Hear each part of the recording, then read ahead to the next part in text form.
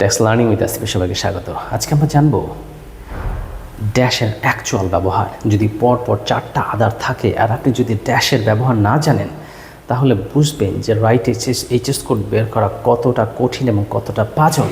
যেমন আমরা আজকে একটা হেডিং দেখি যে লাইটের heading 8539 electric filament or teachers lamp or electric seal beam lamp এবং এলইডি ল্যাম্প এর এইচএস কোড যার অনেকগুলা সাবহেডিং আছে। আমরা দুটো সাবহেডিং নিয়ে আলোচনা করবো। একটা হচ্ছে এর দুইটা ছেলে, একটা হচ্ছে সিল বিম ল্যাম্প ইউনিট এবং একটা হচ্ছে আদার ফিলামেন্ট ল্যাম্প।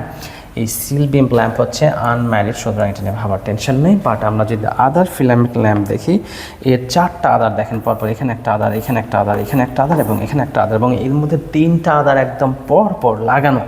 কোন আদার কার সেটার ব্যাখ্যা যদি আমরা দেখি, এখানে দেখেন যে আদার ফিলামেন্টের 3 ছেলে, তারা কারা কারা ছিল?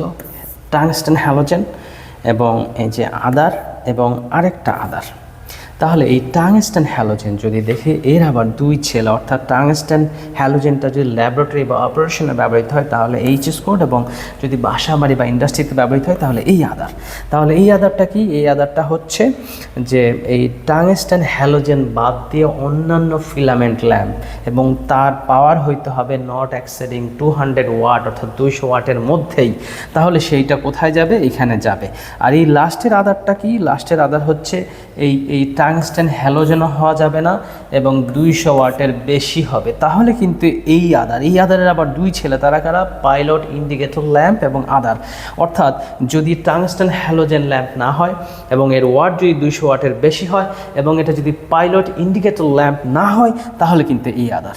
যেটা আমরা যদি পরের ফ্লো চার্টে দেখি তাহলে বিষয়টা আরও স্পষ্ট হবে। এখানে দেখেন যে ইলেকট্রিক ফিলামেন্ট ল্যাম্পের 2 ছেলে আমরা বলেছিলাম, এক ছেলের আবার 3 ছেলে ছিল, আমরা বলেছিলাম 3 ছেলে।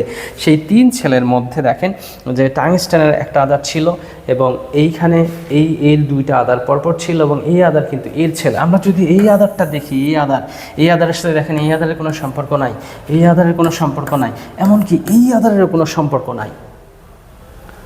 অর্থাৎ এইভাবেই কিন্তু অমিশন পদ্ধতিতে আপনি ড্যাশ ব্যবহার করে যে কোনো পণ্যের এইচএস কোড খুব সহজেই আপনি আইডেন্টিফাই করতে পারবেন।